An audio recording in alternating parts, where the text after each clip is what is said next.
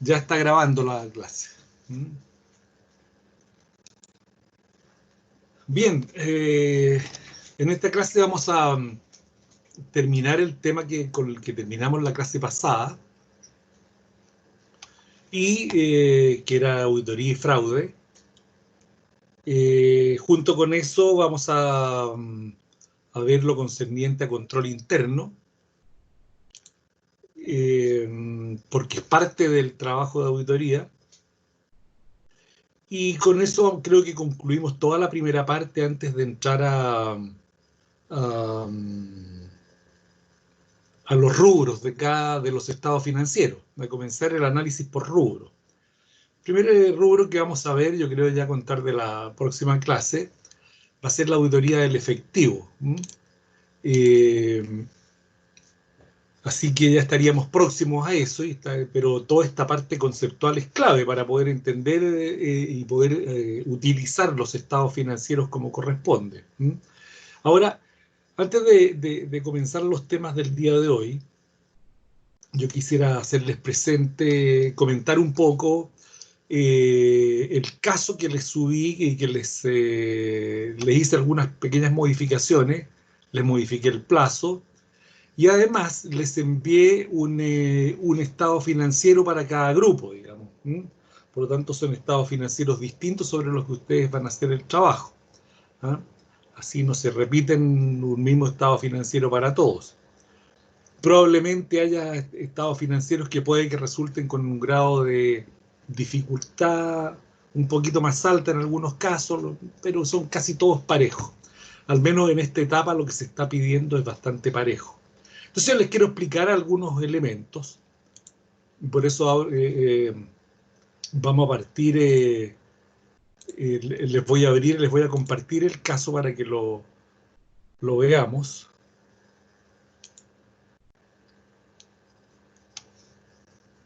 ¿Lo están viendo? Sí, profe. Sí, profe. Bueno, Sí, profe. este caso se los mandé junto con todos los estados financieros. Y ahí está también las empresas que les asigné, digamos, y los estados financieros que les envié.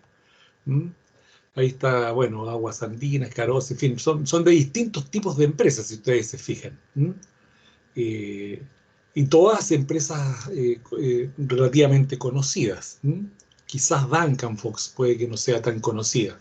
Duncan Fox hasta hace unos años era una de las principales distribuidoras de mercaderías de Chile, de importaciones, traía productos importados que venían de Estados Unidos. Ahora incursionan otros rubros, por lo tanto es interesante conocerlo. Entonces, ¿de qué se trata? Bueno, ustedes en cada grupo, grupos que están conformados por, en su mayoría, 3 personas, algunos de 2, y uno que no lo podemos llamar grupo, que es solamente de una persona, ¿cierto?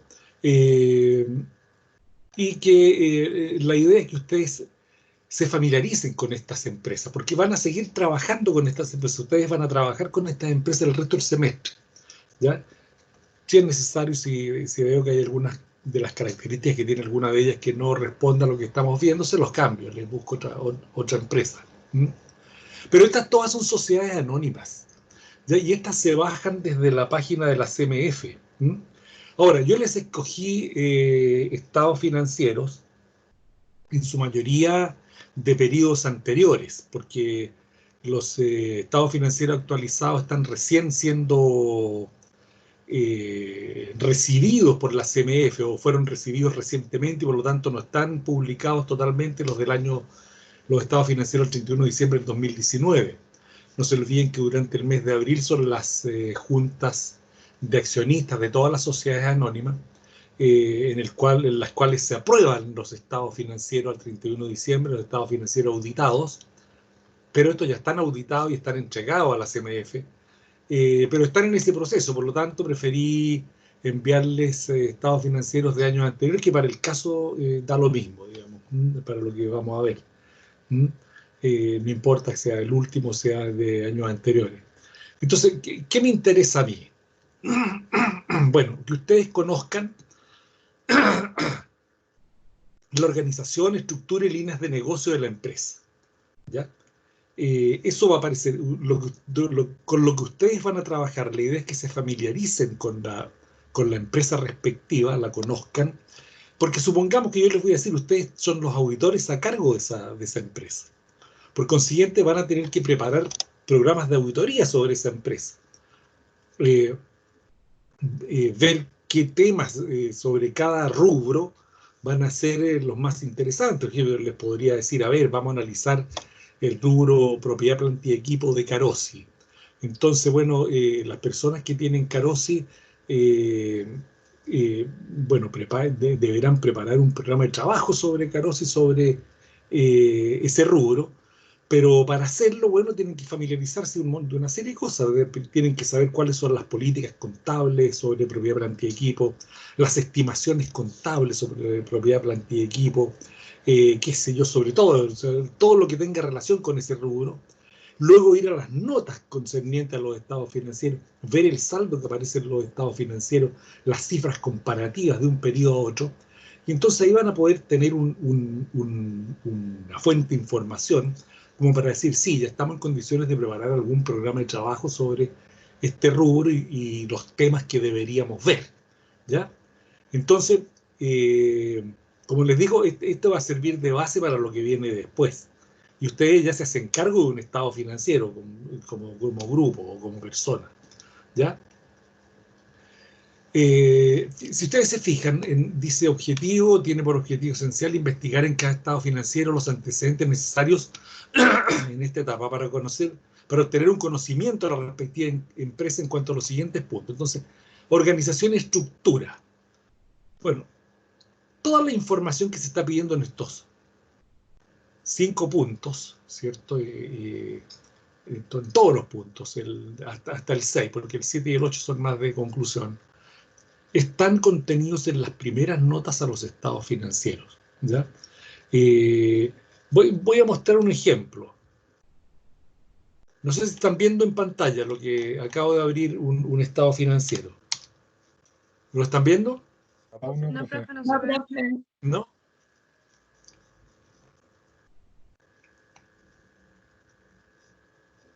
Ya, entonces olvídenlo. Mañana el miércoles les voy a tener uno abierto, porque si no voy a demorar mucho, empiezo a buscar. Ya. Bueno, en las primeras notas a los estados financieros, ustedes van a encontrar toda esta información. Generalmente la nota 1 da a conocer cuál es la historia, la organización, estructura de la empresa, líneas de negocio, características, todo lo que es concerniente a la empresa, empresas relacionadas, la sociedad, el tipo de sociedad que es una sociedad anónima, que fue, qué sé yo, inscrita en tal fecha y sus líneas de negocio son estas y qué sé yo. Todo eso está generalmente en la nota número 1. Pero después en las notas que siguen, ustedes se van a encontrar con un montón de información sobre la empresa que tiene relación con las bases contables de registro, preparación, presentación y de consolidación de los estados financieros, reconocer el marco normativo financiero adoptado por cada entidad, las políticas de estimaciones contables, ¿cierto? Los criterios para el reconocimiento de una serie de materias. Todas esas puede que a veces están todas juntas en una nota, en la nota 2, por ejemplo, o en la nota 3. A veces están más dispersas, hasta la nota 5 llegan algunas empresas, ya sobre distintas materias. Entonces, de lo que se trata es que ustedes vayan identificando lo que se indica acá para ir armando su trabajo. Entonces, por ejemplo, Aguas Andinas, de organización. Bueno, en la nota 1 van a encontrar cuál es la estructura de la empresa, cuál es su marco societario, la organización que tiene, está constituido por una matriz y filiales, qué sé yo, todo eso lo van a encontrar ahí, ¿cierto?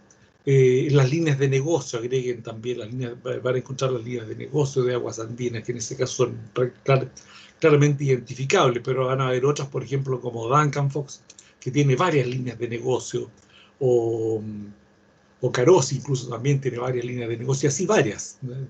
CAP, CMPC, en fin, ¿ya? ¿Por qué digo distintas líneas de negocio? Porque uno las identifica con, cuando uno dice Carosi, ¿con qué lo identificamos? Con, bueno, con cierto tallarines, pasta, fideos, todo eso, ¿cierto? Pero a lo mejor tiene otras líneas de negocio también, relacionadas con ese rubro, producción de jugos, de otros rubros similares. ¿Sí? ¿Consulta? Bueno, eso con respecto a ese punto 1. Después tenemos las bases contables de registro, preparación, presentación y consolidación de estado financiero. En las notas, ahí generalmente dice nota 2, por ejemplo. Bases contables de preparación, presentación y de consolidación de estado financiero. O simplemente bases de consolidación de los estados financieros. Y después hay otra nota que dice bases contables de preparación y presentación de estado financiero. Entonces, por eso tienen que ver, pero es más o menos lo mismo. ¿Ya? A veces están desagregadas, pero es más o menos lo mismo que se pide acá.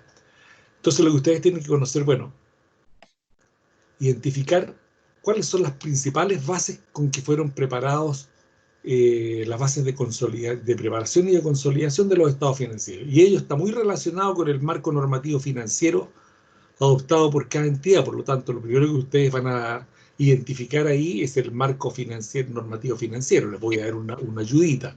Generalmente estas bases contables de registro, preparación, presentación y consolidación de estados financieros dice, comienza explicando que las bases para el efecto están contenidas en las normas internacionales de información financiera. ¿Ya? Entonces, apaguen los micrófonos, por favor, para que no se produzcan interferencias. Entonces ahí están reconocidos, ¿cierto?, esos elementos, y ahí ustedes tendrán que reconocer e indicar cuál es el marco normativo financiero que corresponde a la entidad que les toca. Después van a la nota sobre política y estimaciones contables. A veces están separadas, a veces solamente política y otras solamente estimaciones. Entonces aquí trabajan junto con este punto 4, criterios para el reconocimiento de las siguientes materias. ¿Cuál es la política sobre moneda funcional y de presentación y moneda de cambio? ¿Cuál es la política sobre activo intangible? Y así sobre estos temas que están acá, instrumentos de cobertura, sobre inventario, sobre préstamo y cuentas por cobrar, sobre provisiones corrientes y no corrientes, y sobre reconocimiento de ingresos. Generalmente se indica ahí cuál es el criterio adoptado por la empresa. Por ejemplo, cuál es la moneda funcional que adopta la empresa. ¿Ya? Y la de presentación, seguramente lo van a plantear, ¿ya? En alguna parte. O puede diferir una moneda funcional con la de presentación. ¿Dónde ustedes pueden ver la moneda de presentación? En el mismo estado financiero dice, el estado financiero presentado en miles de pesos o en miles de dólares, qué sé yo, de acuerdo a la moneda funcional que sea. Después la política sobre intangible y así sobre cada uno de los rubros hasta la letra G. ¿Ya? Entonces, para que lo tengan claro.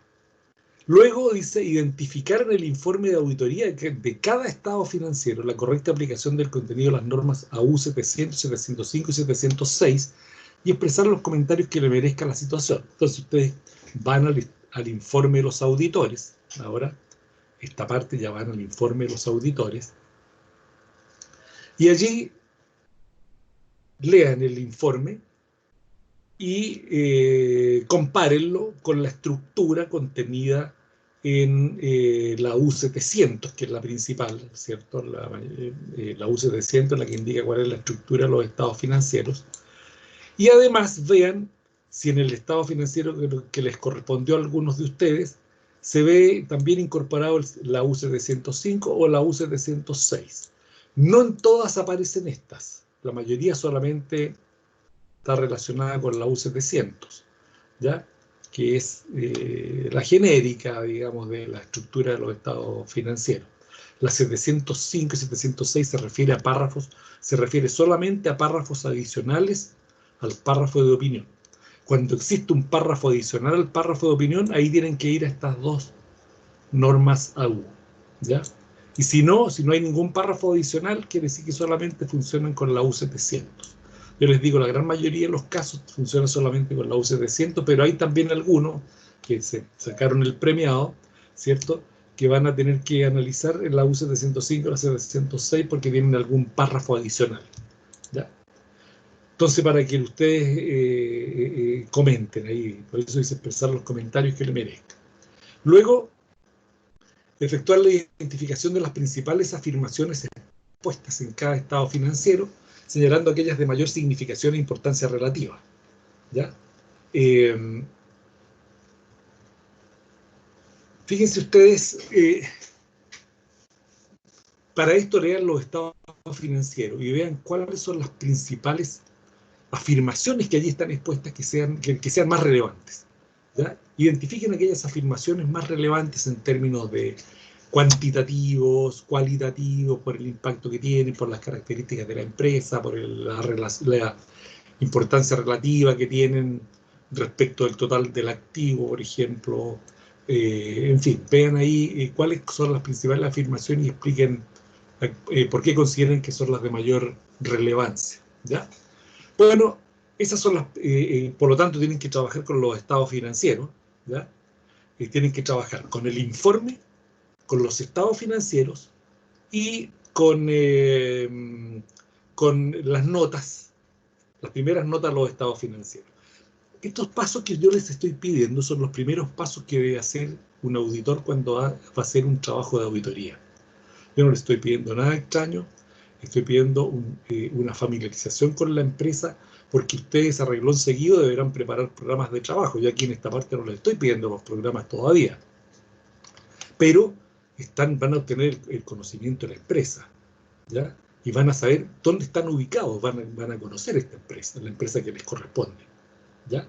Van a conocer el informe de los auditores externos, van a conocer los estados financieros, porque van a tener que identificar las principales afirmaciones puestas en los estados financieros, ¿ya? Y van a tener que ir a las notas, estas notas cualitativas principalmente, son las primeras notas cualitativas, porque después hay notas que son cualitativas y cuantitativas. Aquí no hay notas cuantitativas todavía, en las que les estoy pidiendo.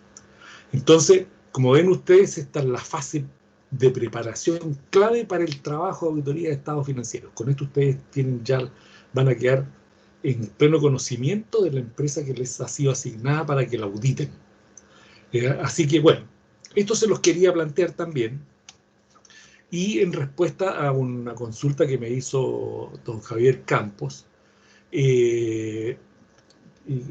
cuyo correo lo vi muy tarde, por eso no se lo respondí a tiempo, él me consulta, bueno, ¿cuándo es el primer control? Entonces yo les hago presente que prefiero reemplazar ese primer control por este trabajo, ¿ya? Por eso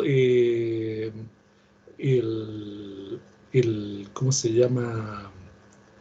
Este trabajo me interesa que sea bien elaborado, bien definido. No quiero solamente copy-paste.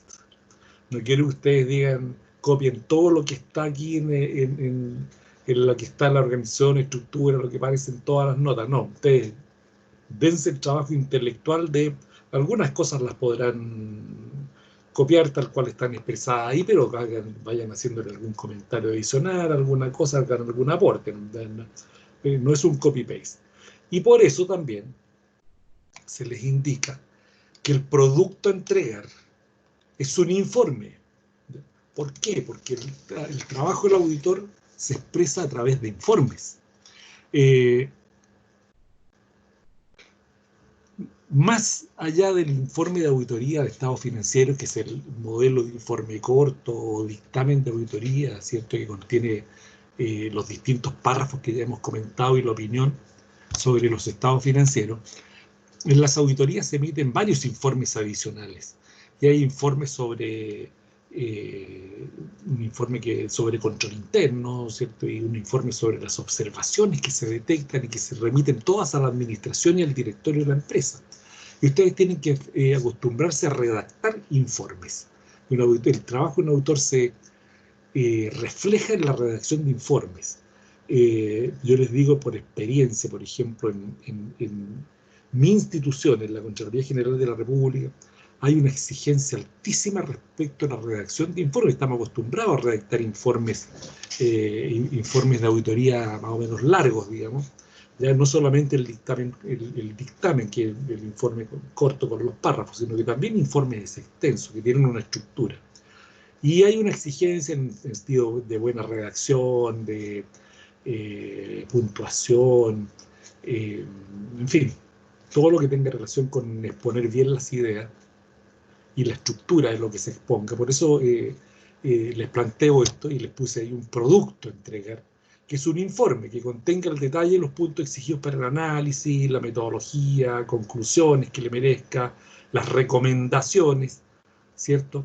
Que entregaría para priorizar el trabajo en campo, porque aquí ustedes van a preparar un informe previo, nos van a decir, bueno, podemos hacer recomendaciones como para orientar el trabajo en campo. De aquí para adelante sería oportuno analizar tal y tales materias con mayor énfasis que otras. Entonces, por eso, fíjense ustedes, voy a enfatizar aquí en el punto 7. El informe deberá tener la siguiente estructura. A. Objetivos del trabajo. Identificación de la empresa, ¿cierto? Bueno, se debe indicar el tipo de sociedad y principales líneas de negocio. El alcance del examen, o sea, el grado de profundidad que se hizo del examen. Ustedes, bueno, aquí ustedes tendrán que indicar el alcance, comprendió, qué sé yo, el análisis de los estados financieros, con su estructura, una evaluación del informe y además un análisis de las notas 1, 2, 3, 4, las que tengan que ver, ¿cierto? Que están incorporadas en estos estados financieros. Ese fue el alcance, la extensión que hubo, ¿cierto? El desarrollo y metodología del trabajo. Bueno, la metodología fue analítica, comprensiva, se hizo comparativa, se analizaron datos, ¿cierto? Y permitió obtener conclusiones. Y luego todas las observaciones, hallazgos y comentarios que le merezcan. A esta altura de observaciones puede que no hayan muchas como tales, como que sean cosas que reprochar, pero sí pueden hacer comentarios, hallazgos, observaciones, cosas que les llamen la atención de lo que ustedes van a analizar. ¿Ah? Y luego las conclusiones que tengan y recomendaciones que efectuarían. Este paso es bien importante, la letra G. Las recomendaciones que efectuarían para desarrollar el futuro trabajo de campo de auditoría en cada empresa. ¿Ya? Vale decir, ustedes podrán decir, de acuerdo con lo que vimos, con las características del estado financiero, sería deseable, por ejemplo, que en CMPC, que tiene varias líneas de negocio, bueno, se puedan ver, qué sé yo, incursionar en aquellos rubros que tienen mayor relación con el rubro forestal, pero también tiene CMPC incursiona en otros rubros también agrícolas. Entonces, como para poder enfatizar en determinadas materias, ¿ya? Entonces, lean los estados financieros, vean en los estados financieros qué cosas les puede llamar la atención. Échenle un vistazo, por ejemplo, al estado de resultados, vean qué cosas les puede llamar la atención, vean datos comparativos, por ejemplo, en el mismo balance. ¿Cómo se llama? ¿Me disculpan un segundo?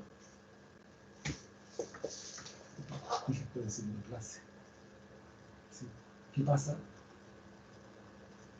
Llámala a mí. Ya, chao.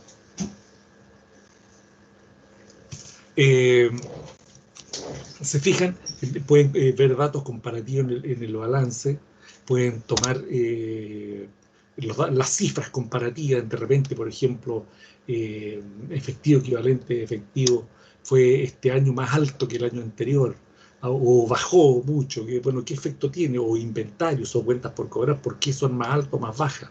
¿Qué pasó? ¿Por qué se produce esto? Entonces son cosas que ustedes pueden orientar y recomendaciones que efectuarían como para desarrollar el trabajo de campo. Por eso es un trabajo que requiere un cierto grado de análisis. Yo sé que lo van a hacer bien, pero quería darle estos tips, como dicen ustedes, ¿cierto? Para que no sepan lo que espero del trabajo, ¿ya? Que sea un trabajo bien elaborado, ¿cierto? Bueno, les voy a dar incluso el aspecto formal, háganlo en Times New Roman 12, los títulos principales pónganlo en Times New Roman 14, Y yo creo que eso es lo principal. No sé, alguna consulta antes, porque creo que pueden hacer un buen trabajo con esto, porque la idea es que ustedes aprovechen la información que se le está entregando y asignando. ¿Mm? Que no sea un mero mirar esto nomás así por encima, sino que puedan sacar una conclusión. ¿Mm? Sí, profe, igual lo bueno y gracias es que nos vamos a poder enfocar bien en este trabajo.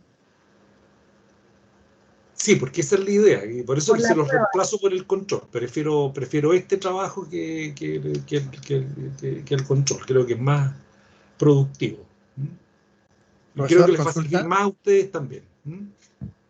Eh, las calificaciones de los dos casos anteriores, ¿cuándo van a ser Sí, subidas? no los he La terminado muestra. de revisar, Ricardo. Los están Ah, en proceso de revisión. Pero ok, cuando los tenga listos, se los voy a subir al aula. ¿Mm? ok, perfecto. Les voy a avisar. ¿Mm? ¿Alguna consulta adicional?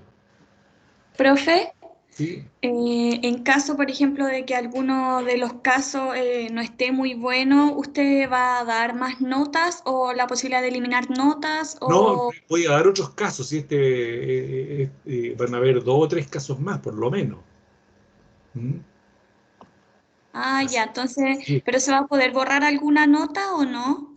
Mira, no tengo como práctica borrar ninguna nota. Habitualmente no lo hago. ¿Mm?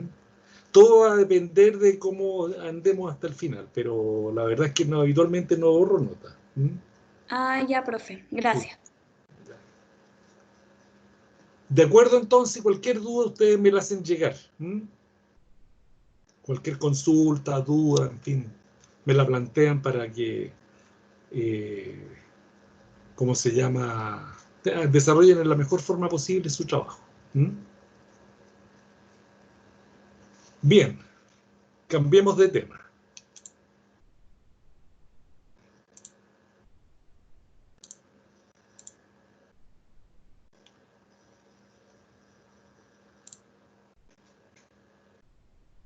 La clase pasada estuvimos viendo el tema de la consideración del fraude en una auditoría de estado financiero. ¿Recuerdan? Eh, Estuvimos viendo los elementos que contiene la norma AU 240 y que es importante que ustedes la conozcan. Y ahí se plantean algunos tipos de representaciones incorrectas que son intencionales y que deben ser advertidas por el auditor cuando pueden haber representaciones incorrectas que resultan en información financiera fraudulenta o que resultan en apropiación indebida de activos. Esa es la forma habitual son los fraudes más típicos, digamos. ¿Mm? Y discutimos algunas frases, una de las que les estoy mostrando, en fin. Estuvimos viendo que el fraude puede involucrar esquemas sofisticados y organizados, ¿cierto? Para ocultarlo, falsificación, qué sé yo, puede haber colusión, en fin. Y por lo tanto se supone que estamos enfrentados a una serie de situaciones como la destreza del perpetrador, ¿cierto? De los hechos, la frecuencia, el alcance, la manipulación, ya lo discutimos, el grado de colusión involucrado, que a veces hay fraudes que se mantienen en el tiempo porque hay personas involucradas, ¿cierto? El tamaño relativo de los montos, a veces no son muy altos y a veces son chiquititos y nadie se da cuenta y persisten en el tiempo. La posición jerárquica de quien lo perpetra, ¿cierto? O la capacidad del auditor para detectar el fraude también. A veces la experiencia permite a ojo auditor darse cuenta donde hay un fraude, ¿cierto? Se dice, está el olfato del auditor, ¿eh? ¿Ah? Así como hay una frase que dice que la auditoría interna son los ojos y oídos de la dirección. Bueno, está también otra frase en auditoría que es el olfato del auditor, ¿eh? Para detectar algo que le llama la atención. Esto me huele mal. Entonces, profundizar sobre alguna materia o esta situación aquí en esta empresa me huele mal. Algo me huele mal. Y le apuntaba. ¿Por qué? Porque por eso lo da el conocimiento, la experiencia que se tiene en situaciones anteriores. Bueno, hablamos del escepticismo profesional, ¿cierto? Y el escepticismo es no creer a pies juntillas todo lo que le digan, ¿cierto? Obviamente que le van a decir seguramente en una auditoría que todo está bien, que todo es lindo, que todo está perfecto.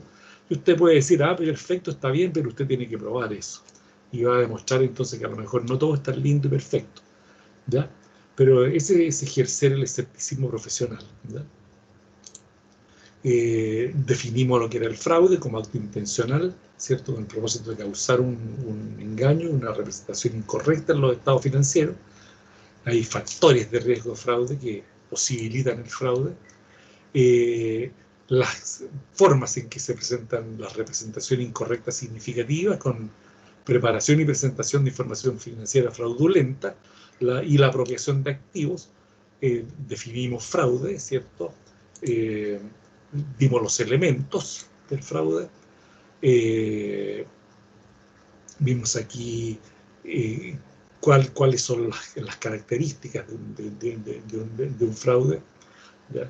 Y aparece aquí lo que dijimos que era el triángulo del fraude, en que habían 3 elementos: el incentivo, la presión para cometerlo, la oportunidad percibida para efectuarlo y la racionalización del acto, ¿ya?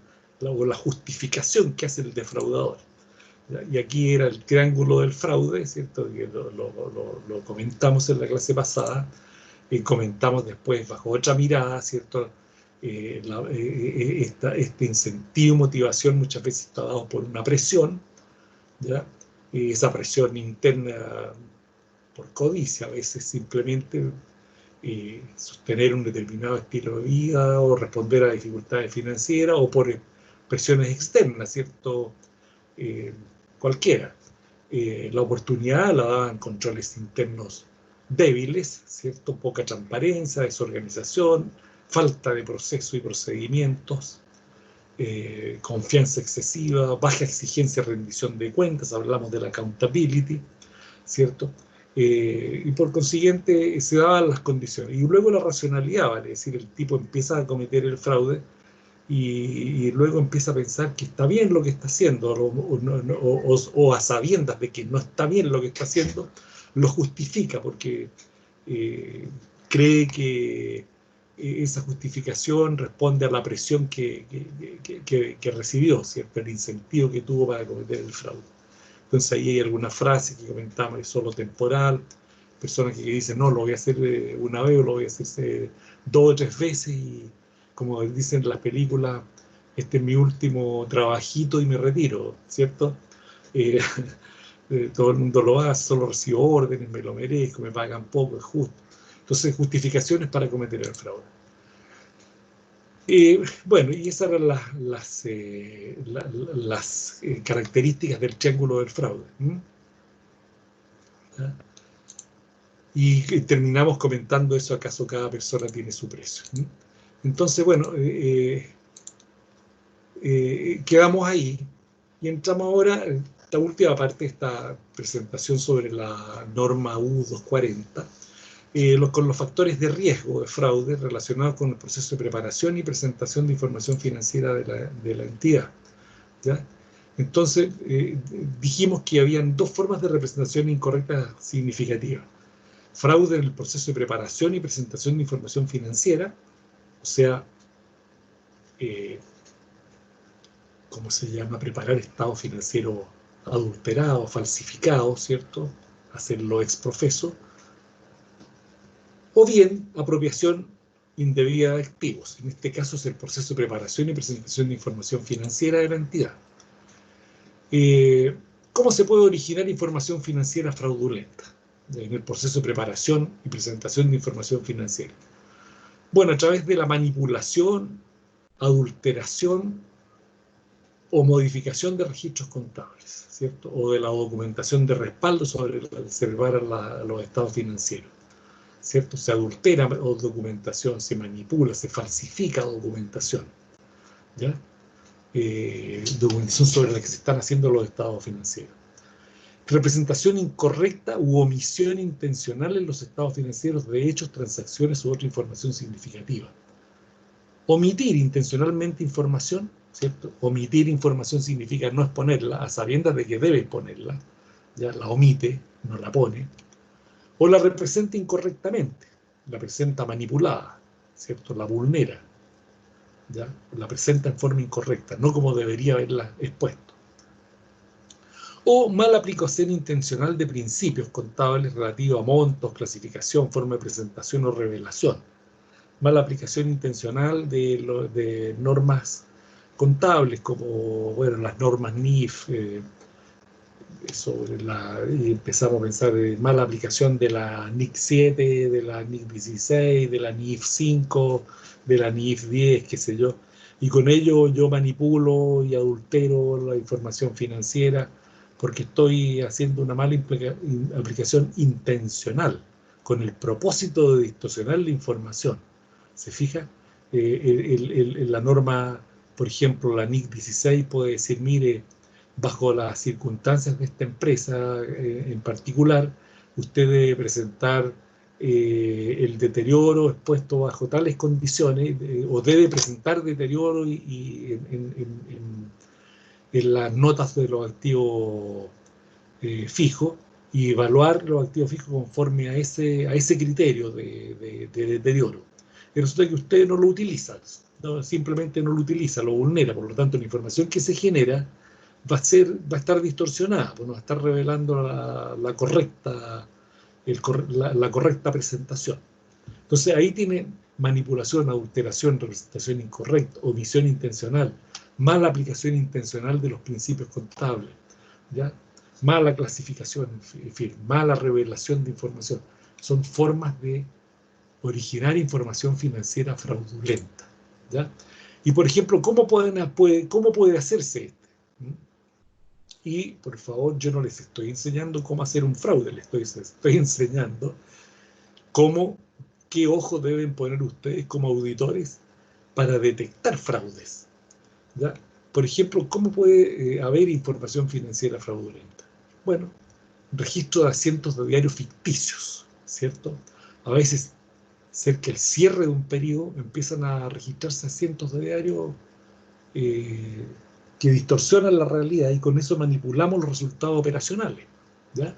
Presentamos otros resultados en las cuentas de inventario, en las cuentas por cobrar, en las cuentas de efectivo, ya, porque empezamos a manipular los asientos, especialmente los de cerca de la fecha de cierre. Y así logramos entonces cambiar lo que estamos exponiendo en los estados financieros. Ajustar inapropiadamente los supuestos y cambiar los juicios utilizados para estimar los saldos de cuenta. Generalmente aquí están las estimaciones contables, ¿ya? Utilizarlas indebidamente. Hay estimaciones contables como, por ejemplo, la estimación por deterioro de cuentas por cobrar, ¿ya? Bueno, ahí, ¿qué pasa si utilizo inapropiadamente, como dice ahí, o no utilizo un juicio adecuado para estimar los saldos de cuenta? Voy a variar esos saldos hacia arriba o hacia abajo, depende de lo que yo quiera mostrar. Voy a manipular los estados financieros, ¿ya? Entonces es una información muy sensible. Omitir, adelantar o postergar el reconocimiento en los estados financieros de hechos y transacciones que han ocurrido durante el periodo sobre el cual se informa, ¿ya? Periodo sobre el cual se informa, eso es bien importante, aparece en el marco conceptual de la norma internacional de información financiera. Entonces, ¿qué significa eso, omitir, adelantar o postergar el reconocimiento? Significa, por ejemplo, no dejar registrado dentro del periodo partidas, movimientos que correspondía expresarlos dentro del periodo, sino que dejarlos como para expresarlos en el periodo siguiente. Y con eso cambio la realidad de la información, ¿ya? Me cambia absolutamente. ¿Por qué? Porque no va a estar reflejando lo que debiera haberse visto expuesto en la presentación de los estados financieros a la fecha de cierre. ¿Ah? Estoy omitiendo o postergando reconocimiento. Aquí estamos hablando del reconocimiento, ¿ya? El marco conceptual sobre la NIF habla de reconocer la información, de reconocer las transacciones. Y yo no estoy reconociendo operaciones que están ocurriendo dentro de este periodo, no las estoy reconociendo como debe ser de acuerdo con los principios contables, sino que las estoy dejando para más adelante, y capaz que más adelante tampoco las reconozca. Voy a seguir adulterando los estados financieros, ¿se fijan? O luego ex profeso para reconocerlas después para presentar una condición más favorable en los estados financieros el 31 de diciembre. ¿Por qué? porque tengo interés en mostrar los estados financieros de una forma distinta a quienes tendrán que analizarlos, sean el directorio, los accionistas, ¿cierto?, la Comisión para el Mercado Financiero, en fin, y presento información financiera que no es la que corresponde. Resulta que después detectan esto y se produce un cambio tremendo y no era la realidad. Resulta que la situación financiera de la empresa era muy deficitaria, era muy deficiente. Entonces, bueno, eso se puede hacer, ¿cierto?, a través de esa omisión, adelantamiento o postergación del reconocimiento en los estados financieros. Este reconocimiento, que es clave. Ocultar o no revelar hechos que podrían afectar los montos registrados en los estados financieros, también. Muy parecido a lo anterior. Ocultar hechos, ¿ya? Que podrían afectar los montos registrados en los estados financieros, algunas operaciones que podrían afectar las cifras reflejadas en los estados financieros. Alterar los registros y términos relacionados con transacciones significativas e inusuales, por ejemplo, cuando hay ciertas cuentas que son de ajuste, ¿cierto? Y son utilizadas como, por ejemplo, para desviar recursos, y con ello se presentan montos distintos en las cuentas que son financieras, y se esconden en movimientos que son en cuentas de ajuste que son mucho más inusuales, ¿vale? Es decir, son poco utilizadas, son solamente utilizadas a la fecha de cierre. Entonces se van escondiendo operaciones, y con eso vamos a presentar información financiera fraudulenta, muy distinta a lo que debería ser la realidad. Entonces muchas veces estas situaciones pueden persistir en el tiempo sin que los auditores las detecten, pero para eso entonces las auditorías tienen que ser con un grado de rigurosidad particular para poder detectar situaciones como esta y tomar muestras, por ejemplo, en las operaciones, ver el reconocimiento de las operaciones en los estados financieros, y ver si, por ejemplo, se tomó una muestra de transacciones y se ve que hay algunas no reconocidas, y preguntar el por qué, y probablemente esté siendo manipulada, ¿ya? O cuando hay operaciones que van en asientos de diario ficticio, entonces hay que hacer validaciones de muchos registros, ¿ya? Veamos si esto es efectivo, a ver, validemos con la realidad, ¿ya? Registrar asientos de diario ficticio, una compra, una venta, veamos, bueno, ¿y esta fue real o no? A ver, cotejemos este asiento diario que habla de una compra, una venta, o una entrada de efectivo, o una salida de efectivo, y veamos si efectivamente podemos cruzarla, por ejemplo, con los registros de inventario, de entrada y salida de inventario, o con las cuentas por cobrar, ¿cierto? O con los registros de banco. Entonces, ahí empezamos a hacer, a través de esos cruces de información, podemos detectar, ¿cómo se llama?, operaciones fraudulentas. Entonces, de esa forma se pueden ir haciendo, ¿cómo se llama?, operaciones que resultan en información financiera fraudulenta y que por lo tanto distorsionan absolutamente la realidad de los estados financieros, ¿ya? Y que algo que obviamente no debiera ocurrir, y que en todos los casos en que ha habido fraudes se han visto afectados por alguna de estas cosas u otras, ¿cierto?, que pueden estar ahí, o algunas de estas: manipulación, adulteración, falsificación, modificación, omisión intencional, representación incorrecta, en fin, ¿ya? En todos los casos de fraude, ¿ya? El más cercano es el que tenemos, es el de la pola. Bueno, y la otra forma es el fraude relacionado con la apropiación de activos, ¿ya? Con la apropiación de activos. Y este es distinto que la de la manipulación de los estados financieros. Aquí simplemente, o no tan simplemente, es aquella que involucra el hurto o robo de activos de la entidad, y es perpetrada a menudo por montos relativamente pequeños, a veces no significativos, y en otras veces también se involucra la propia administración para participar en ese mal uso, ¿cierto?, de activos de la entidad. Y aquí se dan algunos ejemplos, por ejemplo, de desfalco de ingresos, apropiarse, un ejemplo, indebidamente de las cobranzas de cuentas por cobrar, o desviando las cobranzas de cuentas castigadas a cuentas corrientes bancarias personales. Por ejemplo, un cliente paga una cuenta y hay una forma de fraude que se llama el jineteo, ¿ya? Jineteo, en que la persona que está manipulando las cobranzas de las cuentas corrientes, de las cuentas por cobrar, es porque además hay una falla de control interno ahí, que además puede manejar las cuentas corrientes bancarias y puede manejar la cuenta banco. Entonces, y además recibe ingresos. Entonces, supongamos, recibe pagos de clientes, y en vez de imputarlo, cargar el monto correspondiente al efectivo y disminuir correctamente la cuenta por cobrar, lo que hace es cargar una cuenta de escaso movimiento, por ejemplo, una cuenta de activo fijo que tiene poco movimiento, ¿ya? O un inventario que tiene poco movimiento, y pone inventario a cuentas por cobrar. Entonces rebaja el saldo de la cuenta del cliente y utiliza una cuenta como contracuenta para hacer el asiento, pero una cuenta que es un activo fijo, por ejemplo, ¿ya? Y el dinero se lo apropia, ¿ah?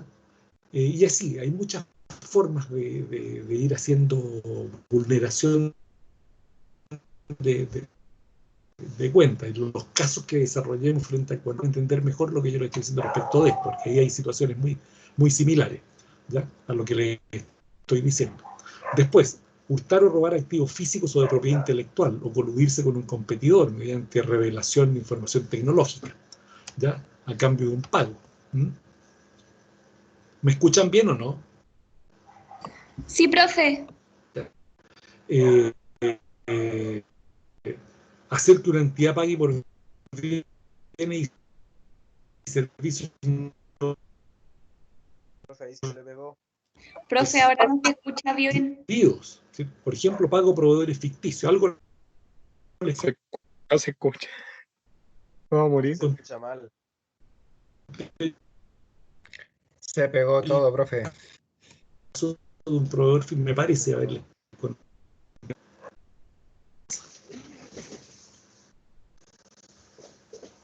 Profe, hace como un minuto que no le escuchamos nada.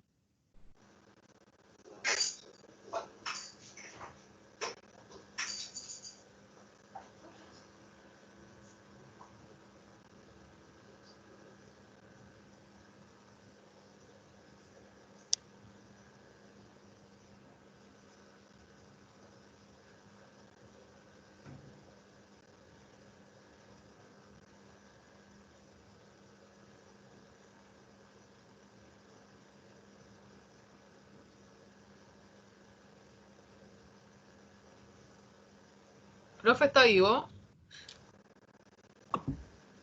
Al parecer no. Se nos fue el profe. Lo perdimos.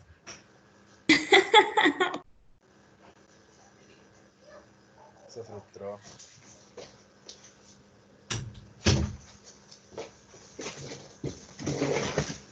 Ya, ¿me escuchan ahora o no? Ahora sí, profe. Sí, profe. Ya.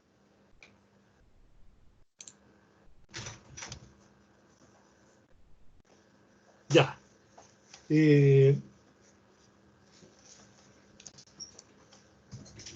Bueno, estábamos ¿dónde? En este punto. Profe, se le Estábamos pegó diciendo de justo los cuando proveedores estaba ficticios. explicando el asunto del asiento que se creaba. Ahí se le pegó todo. No le puedo creer. Sí. Chupada.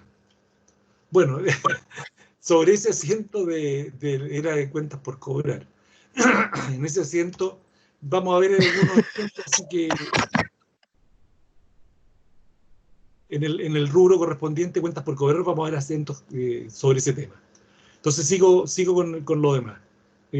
Bueno, hurtar o robar activos físicos o de propiedad intelectual, coludirse con un competidor, ¿cierto?, de revelación de información tecnológica de cambio, hacer que una entidad pague por bienes y servicios no reciba, pago proveedores ficticios. Les conté un caso en la clase pasada, ¿cierto? Gente que crea proveedores ficticios y empieza a desviar pagos hacia él y son de él.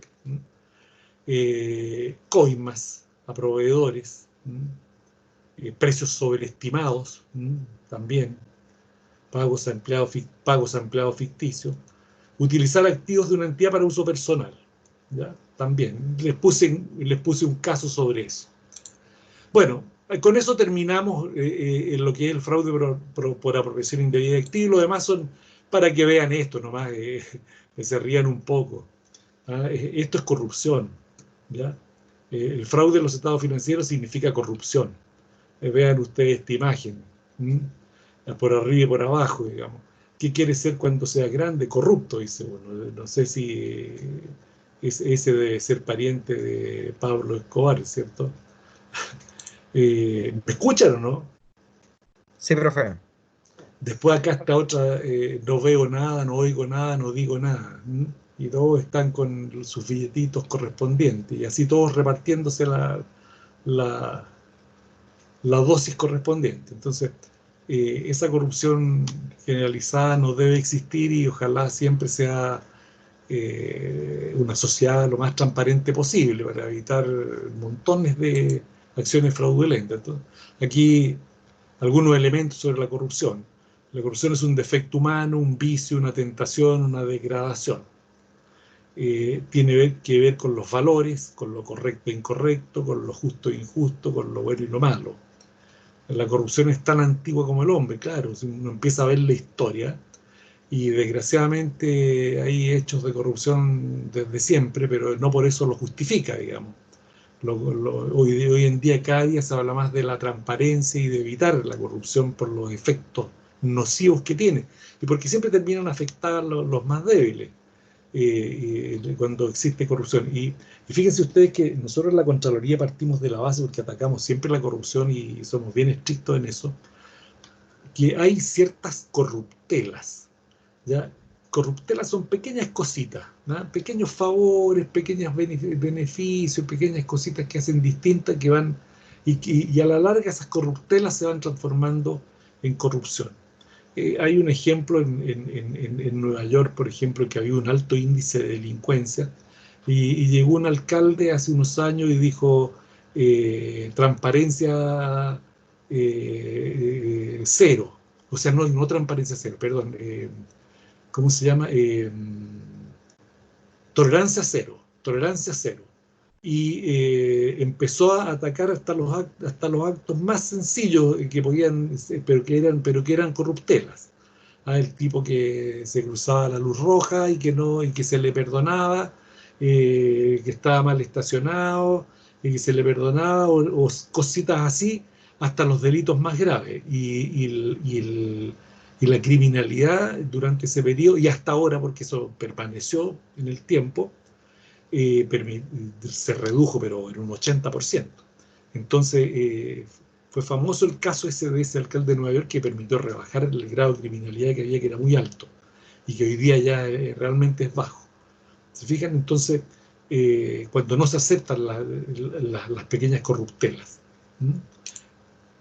La corrupción implica carencia de valores, debilitamiento moral del individuo a la sociedad. Como consecuencia de una moral débil, de unos valores muchas veces distorsionados, el hombre se corrompe. ¿Dónde se presenta la corrupción? Bueno, en todos los ámbitos de la actividad humana, desgraciadamente.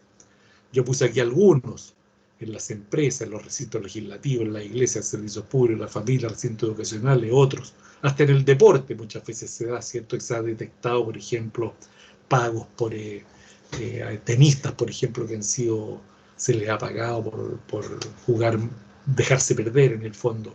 Y se han dado muchas situaciones en el fútbol, han aparecido también cosas así, ¿cierto? Bueno, ¿y cómo se presenta la corrupción? Malas prácticas, ¿cierto? Ya empezamos con eso, con las corruptelas.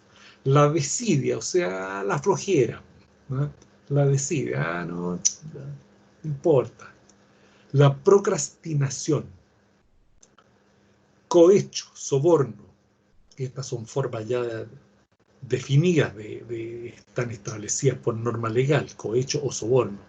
El mal uso de información privilegiada, la publicidad engañosa. ¿Qué es la procrastinación?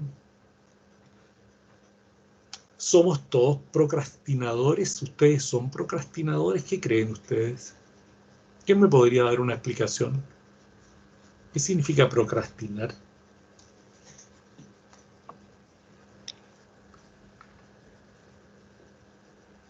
Es como dejar las cosas para después. Así es. Claro, como por postergarlas. Eso. Eso. Javiera, ¿cierto? Sí, profe, aparecí. Claro, eso es procrastinación. Ese, no, hagamos esto después. Total, no hay problema. No, y muchas veces se van produciendo situaciones bien delicadas por, dejémoslo para más adelante, total, lo podemos hacer, se les va acumulando por no hacer las cosas a tiempo, y esa demora que representa también es una forma de corrupción, porque a la larga, ¿en qué se transforma? En un trabajo mal hecho, un trabajo apresurado, ¿cierto? Que tiene un impacto. ¿Ah? Entonces también, si bien necesito, a lo mejor no hay una apropiación indebida o un estado financiero mal elaborado, pero al hacer una labor apurado sobre la marcha, con una tremenda presión al final, se hace un trabajo mal hecho y puede llegarse a distorsionar información, a tomar malas decisiones, qué sé yo. Entonces, no es recomendable caer en la procrastinación, porque es una mala práctica y ¿para qué estamos con cosas? Todos hemos caído en algún minuto en esa procrastinación y por eso yo decidí ponerla como tal, ¿eh? Y nosotros en la Contraloría lo hemos puesto así, porque la hemos definido como una forma, a lo mejor si no es corrupción, pero sí una corruptela, porque contribuye a un trabajo mal hecho. Y el trabajo mal hecho, a la larga, tiene un impacto hacia la sociedad, hacia la empresa, hacia el lugar donde trabajamos, hacia la calificación que se haga a las propias personas que actúan con procrastinación, ¿cierto? Hacia la medición de su trabajo, hacia el reconocimiento que tienen hacia sus pares. Entonces no es bueno caer en eso, por eso tómenlo como un consejo, digamos, de evitar procrastinar para no caer no caer en esa tentación, digamos, que a veces dicen que es muy humana, pero tratar de evitarla. Ya, claro, no es una sustracción, ni hurto, ni robo, ni nada de eso, pero es una mala práctica, ¿cierto? Así que se las recomiendo.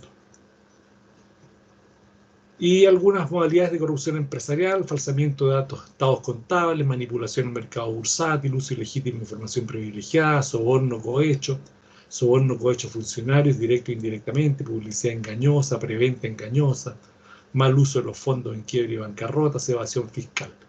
Bueno, con eso tenemos lo que es toda una visión del fraude.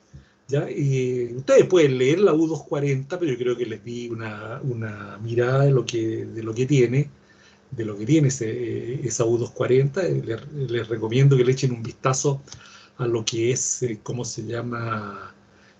Algunas definiciones que hay ahí, bueno, lo que se habla sobre escepticismo profesional, en fin, porque es interesante leerla para todos los temas que vamos a ir viendo en adelante, algunos trabajos que ustedes ya han hecho o que vamos a hacer, ¿ya?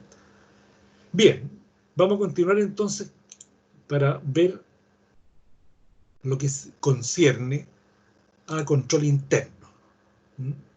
Fíjense ustedes que a mí me interesa que veamos el control interno rápidamente, y yo en parte de la base que ustedes lo vieron en Auditoría 1, pero aún así me interesa porque la auditoría de estado financiero tiene mucho que ver con la comprensión de la estructura de control interno de la empresa que está siendo auditada. ¿Ya? ¿Ustedes algunas observaciones que podrían hacer son de control interno? Si les llama algo la atención en el trabajo que van a hacer, algún tema que les llame la atención dentro de la organización, estructura, los temas que van a ver que pudieran ser de control interno, plantéenlo. Entonces, bueno, ¿qué es el control interno? Yo lo estoy asociando al modelo COSO, ¿cierto? Y el modelo COSO dice que el control interno, a ver, yo les planteo que el control interno es parte, ¿cierto? Está en las normas de auditoría, ¿cierto?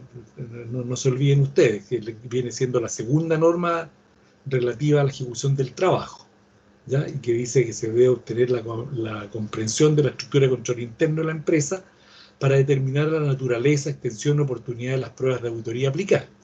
¿Ya? Bueno, y el modelo COSO, ¿cierto?, dice que es el proceso, lo define como proceso efectuado por todas las partes, consejo de administración, dirección, el resto del personal, todo el personal, diseñado con el objeto de lograr una garantía razonable para el logro de los objetivos de eficacia y eficiencia de las operaciones, confiabilidad de la información financiera y cumplimiento de leyes, reglamentos y políticas, ¿ya?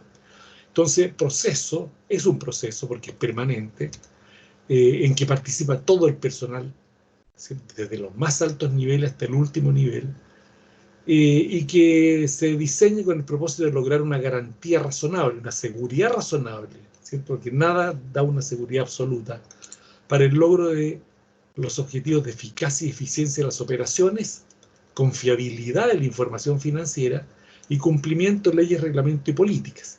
Se dice que las pruebas de control interno son todas pruebas de cumplimiento, porque lo que se hace es verificar que el control interno funcione. Y cuando hablamos también de cumplimiento, verificar que la empresa está dando cumplimiento a las leyes, reglamentos y políticas que le resultan aplicables. Ya si tenemos CMPC, y CMPC está regulada por una serie de leyes ambientales, por ejemplo, bueno, el auditor debe verificar que se estén cumpliendo cuando evalúa el control interno, ¿cierto?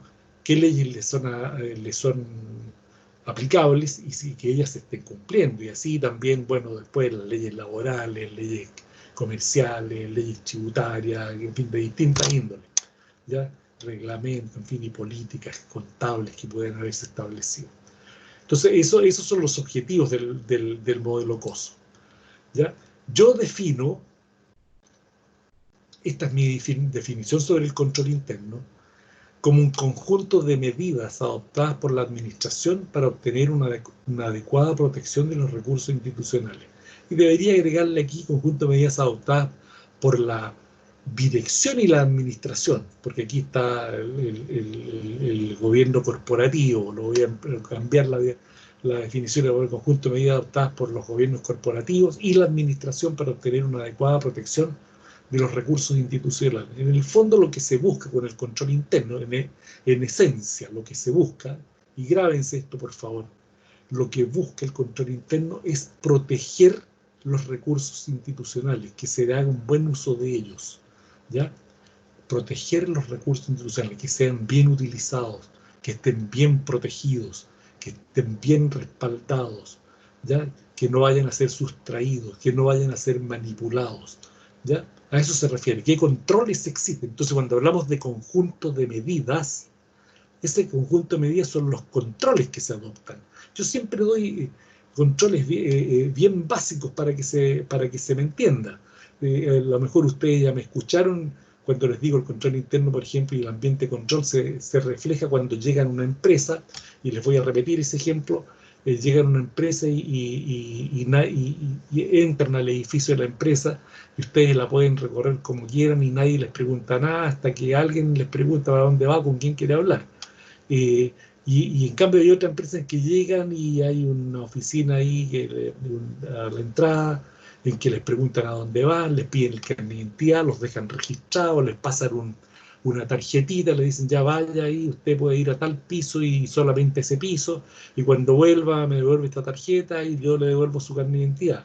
Ahí hay un control, ¿se fijan? Esa es una medida de control. Cuando ese conjunto de medidas adoptadas por la administración, bueno, esa es una medida de control interno, ¿cierto? Porque permite ese control de acceso, es para que nadie vaya a entrar a sustraer, porque pasa que han ocurrido en muchas empresas que entra gente y comete robos o hurtos, y dicen, pero ¿cómo pasó esto? Y se sustraen notebooks, qué sé yo, todo lo que puedan, roban especies personales de los funcionarios, de los trabajadores, en fin. ¿Ya? Bueno, ahí tienen ustedes una medida de control interno, para que se entienda lo que son conjuntos de medidas. Así podemos ir avanzando después las medidas ya de carácter más financiera, qué sé yo, ¿ya? Controles al personal, asistencia, en fin, ¿ya? Todos son conjuntos de medidas adoptadas por la administración para obtener una adecuada protección de los recursos. Por eso estamos protegiendo el buen uso de los recursos institucionales. ¿Cuáles son sus componentes? Estos 5. ambiente de control, evaluación de riesgo, actividad de control, información y comunicación, supervisión. No los voy a desarrollar en extenso porque ustedes los vieron el semestre pasado. Entonces el ambiente de control ya sabemos que la organización, los procedimientos, el personal, la auditoría interna, qué sé yo, ¿no es verdad? La evaluación de los riesgos, ahí esa parte es poderosa, es fuerte, el riesgo de auditoría, con la fórmula del riesgo de auditoría, RA igual RI por RC por RD, y sale el riesgo combinado, ¿cierto? Pero las actividades de control, todos los controles implantados por la administración, tomar arqueos, control de inventario, en fin, todo lo que se hace en el interior para controlar las operaciones, todos los sistemas de información y comunicación que existan dentro de la empresa, y la supervisión o monitoreo, que puede ser la auditoría interna, por ejemplo, ¿ya? Bueno, entonces algunas ideas fuertes: el control interno es un proceso, lo ejecutan todas las personas a todos los niveles, solo puede aportar un grado de seguridad razonable y está concebido para facilitar la consecución de objetivos. Y esta es la estructura del control interno, y está el cubo COSO, ¿ya? Este es el cubo COSO, aquí está el modelo COSO 1, ¿eh? COSO 1, que yo les puedo contar toda la historia del modelo COSO, que a mí me apasiona, me gusta eso, todo lo que la evolución del modelo. Hay un libro sobre esto que emana de la comisión Treadway, de donde se hizo el modelo COSO. Fue un estudio que se hizo entre los años 87 y 92. El año 92 salió este modelo COSO 1, que ha sido reformulado ahora el 2013, ¿ya? Y a través del modelo COSO 3, que hace algunos pequeños cambios respecto del cubo, y el modelo COSO 2, que es un modelo que tiene 8 componentes y que es más tecnológico y que tiene mucho que ver con la evaluación de riesgo. Entonces ambos son importantes.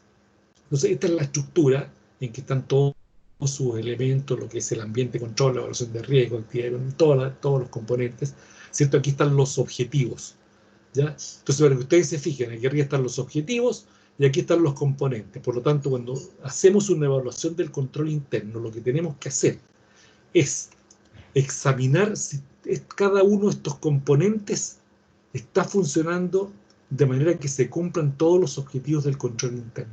Vale decir, si el ambiente de control, por ejemplo, contribuye a que se logre, a que las operaciones sean eficaces y eficientes. Si el ambiente de control contribuye a obtener un sistema de información adecuado. Si el ambiente de control contribuye a que haya un buen cumplimiento de las normas y regulaciones que le son aplicables a la empresa. Entonces nosotros vamos a tener que aplicar técnicas de evaluación de los controles sobre esto. ¿Qué técnicas de evaluación de los controles? Estas. Nosotros vamos a utilizar los cuestionarios dicotómicos, los diagramas de flujo, las narrativas, las entrevistas, los métodos cuantitativos, los métodos combinados, todos o alguno de estos, o uno o dos de estos, ¿cierto?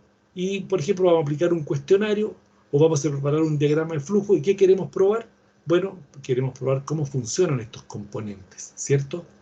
Y vamos a probar entonces distintos procesos dentro de la empresa, distintas partes organizacionales. Vamos a utilizar un cuestionario, vamos a utilizar un diagrama para evaluar un proceso.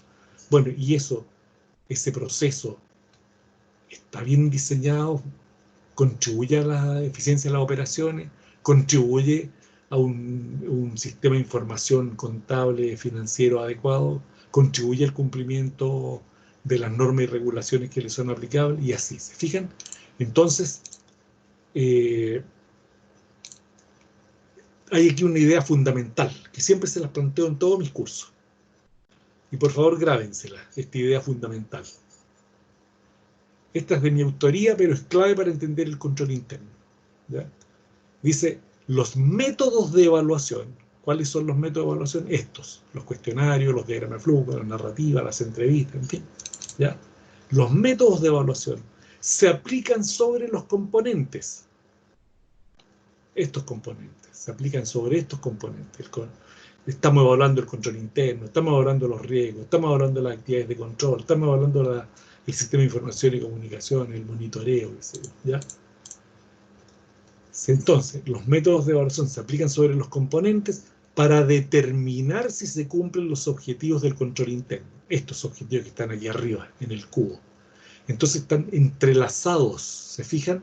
Todo esto está entrelazado, es un cubo, por eso se le llama cubo integrado, y esto se llama, para que ustedes sepan, esto se denomina el marco integrado de control, el marco integrado de control. Y así se llama el modelo COSO. Aquí se le conoce, el modelo COSO. No, eso se llama el marco integrado de control, ¿ya? Y el marco integrado de control es un texto que emana de la Comisión Chedwick, como les dije, que ha sido modificado y está en biblioteca, por si ustedes lo quisieran después cuando vuelvan las actividades presenciales, después lo pueden, no sé, véanlo por internet probablemente, y si lo quieren ver físicamente, está en biblioteca el marco integrado de control y es bien interesante que lo lean o que lo tengan ustedes como profesionales. Siempre uno debe tener una biblioteca personal de auditoría como profesional. Yo tengo una biblioteca con un montón de libros de auditoría especialmente, y que he ido adquiriendo desde que estaba estudiando auditoría en ese tiempo. Ya compré algunos que me acompañan de mucho tiempo y fíjense que no están para nada obsoletos, a pesar de que los compré hace muchos años y compraba también los últimos de última generación. Entonces, para poder entender todo esto, el marco integrado de control es súper importante tenerlo presente. No lo pierdan de vista, se los recomiendo que en algún momento lo recojan, lo vean y le echen una mirada, porque es bien interesante como la información que trae, ¿ya? Incluso si uno lee las actas de la Comisión Chedwick cuando estaban discutiendo la generación de este marco integrado de control, es muy interesante ver la discusión que se dio al seno de esa Comisión Chedwick, porque se discutía de rubro a rubro sobre los objetivos del control interno, sobre si poner o no poner alguna materia. Por ejemplo, fue muy interesante, ahí me gustó mucho cuando les digo esto de conjunto de medidas adoptadas por la administración para obtener una adecuada protección. Entonces ellos planteaban como uno de los objetivos justamente obtener una adecuada protección de los recursos institucionales. Y no lo pusieron, al leer uno las actas, no lo pusieron porque supusieron que estaba incluido dentro de estos tres objetivos. Entonces, bueno, al leerlo me resulta grato porque coincide un poco con lo que yo pienso que es, digamos. Bueno, se puede evaluar los controles internos por ciclos transaccionales, y aquí yo les cito algunos ciclos transaccionales sobre los cuales podemos hacer las evaluaciones de control interno. Entre ellas, bueno, los hechos económicos, ¿cierto? Las transacciones, bueno, pues sobre los ciclos financieros, todos los ciclos financieros de efectivo, equivalente efectivo, otras inversiones financieras, ¿cierto? Todo lo que tiene relación con las inversiones financieras. Los ciclos de adquisición y pagos, ¿cierto? De abastecimiento y compras y pagos. Los ciclos de transformación, la producción, todo lo que es producción, gestión de operaciones. Ya algunos de ustedes tuvieron gestión de operaciones el semestre pasado conmigo. Los ciclos de ingresos, ¿cierto? Efectivo, equivalente efectivo, ingresos, costos, qué sé yo. Los ciclos de informes financieros, los reportes financieros que se van emitiendo para ver el avance, el rendimiento, el análisis de sensibilidad financiera, el análisis razonado, qué sé yo. ¿Se fijan? Entonces, yo había puesto una lámina aquí al final con un ciclo de adquisición, que seguramente algunos de ustedes me lo han visto en algún semestre pasado. En gestión de operaciones les mostré uno parecido, y lo analizamos desde el punto de vista de la gestión de operaciones, pero yo se los dije, este mismo cuadro lo vamos a ver en auditoría de estado financiero, pero bajo la mirada de auditoría de estado financiero, ya no de gestión de operaciones, porque sirve para ambos. Aquí está toda la gestión de operaciones, ¿ya? Pero también está todo un tema de control interno, y hay todo un proceso, y aquí podemos empezar a identificar entonces. La vez anterior en gestión de operaciones yo les pedí, detecten fallas del proceso, donde hay problemas en el proceso, ¿ya? Donde desde el punto de vista de la producción, de problemas que pudieran afectar el proceso como tal, y lo hicieron muy bien. Pero ahora yo les pido, detecten aquí puntos de control, ¿ya? Donde hay fallas de control que pudieran presentarse, o donde pudieran haber fallas de control, ¿ya? Que pudieran estar afectando el control interno. Aquí está lleno de puntos de control interno, ¿ya? Y podemos irlo analizando uno a uno y se los dejo como desafío para el miércoles si quieren, ¿ya? Así que aquí se puede resumir todo, podemos hacer un diagrama de flujo, podemos preparar cuestionarios de control interno para evaluar distintas fases, ¿cierto? Podemos preparar un cuestionario, por ejemplo, para evaluar todo este proceso y preguntar, bueno, para determinar la necesidad de comprar, se han fijado niveles de stock máximo, mínimo y crítico? Sí, no, una respuesta, ¿cierto? Si contestan que no es porque es un problema de control interno, una falla de control interno, no hay determinación de niveles de stock. ¿Existen procedimientos adecuados de compra dentro de la empresa, tales como cotizaciones, propuestas, licitaciones? Sí, no, ¿ya? Estamos utilizando un cuestionario de control interno, ¿ya? Cuando se asigna una cotización, se emite una orden de compra, sí, no, se compra vía telefónica o se compra directamente sin emitir ningún documento. Y ustedes, aunque no lo crean, no ocurre, ¿ya? Y ya son fallas de control interno. Cuando se recibe la mercadería, llega la factura o llega con una guía de despacho, se emite una guía de recepción en bodega para asegurar que lo que viene es lo que se pidió, se coteja lo que llegó con la guía de despacho, se coteja con la orden de compra para verificar que corresponda a lo que se pidió, sí, no, y así. Ustedes van haciendo todo un cuestionario y van respondiendo y van a detectar puntos débiles de control interno. Se van a poder formar una idea de que el proceso de adquisiciones tiene un montón de fallas de control interno, ¿ya? Y a lo mejor hay otras empresas que funcionan súper bien. ¿Se fijan? Entonces, a eso se refiere cuando podemos manejar un cuadro así, que puede ser un ciclo, ¿ya? Y podemos hacer un análisis de control interno sobre esto. Y además de proceso. Y además de riesgo, esto también lo podemos mirar una mirada de riesgo. Entonces esto nos sirve como proceso de gestión de operaciones, nos sirve como control interno para lograr los controles internos y nos sirve para medir el grado de riesgo que existe en este proceso de este ciclo de adquisición. Así que, bueno, se me fue el tiempo, había algo más que quería mostrarles, pero ya con esto creo que estamos bien. Se arrancó Carolina, no sé por qué se va arrancando tan luego.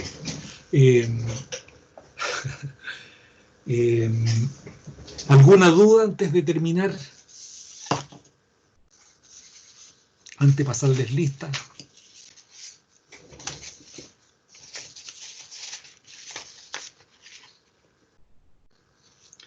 ¿Dudas?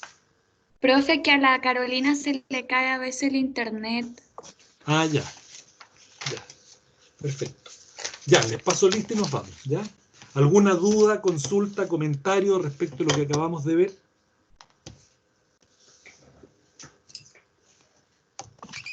No, profe. No, profe. Ya.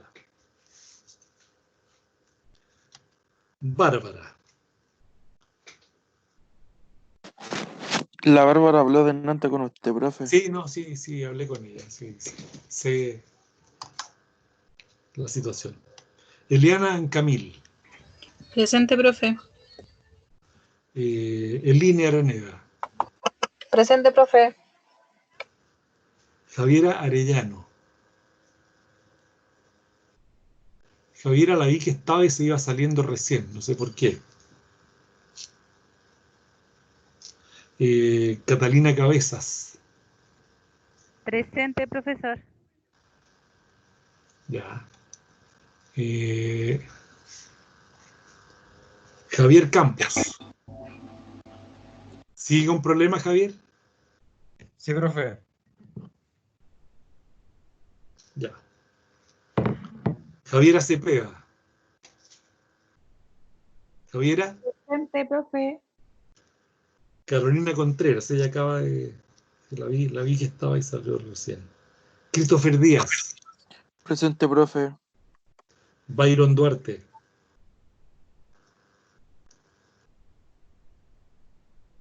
Byron.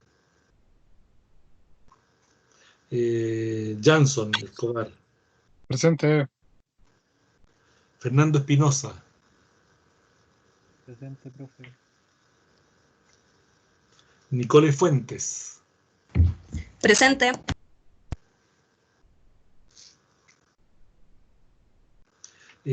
Olenka García Mesa.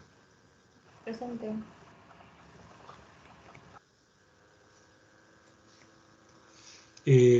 Janet Guzmán.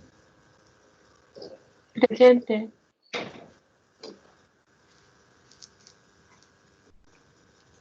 Nicolás Leiva. Presente, profe. Richard Madariaga. Presente, profe.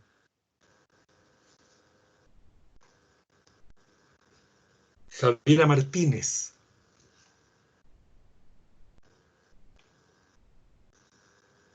Javiera no está.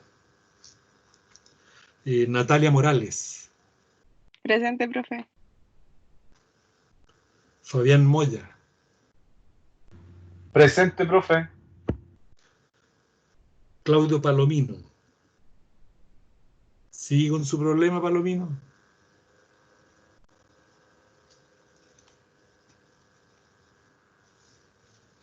Mauricio Quispe. Presente, profe. Miguel Ángel Ramírez. Presente, profe. Catherine Sánchez. Presente, profe. Charlotte Santoro. Presente, profe. Ya. Javiera Solís.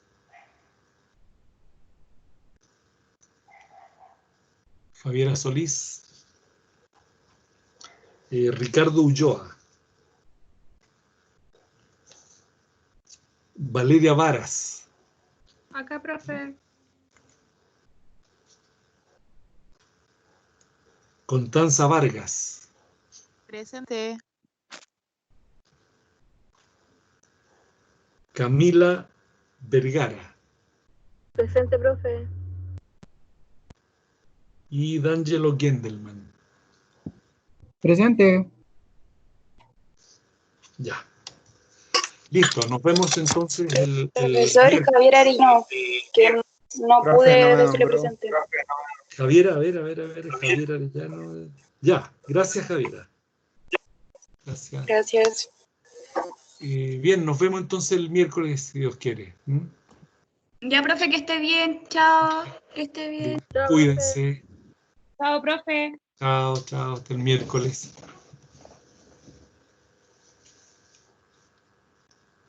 María José, ¿puede esperar hasta para que conversemos? Sí, profe, no hay problema. Ya.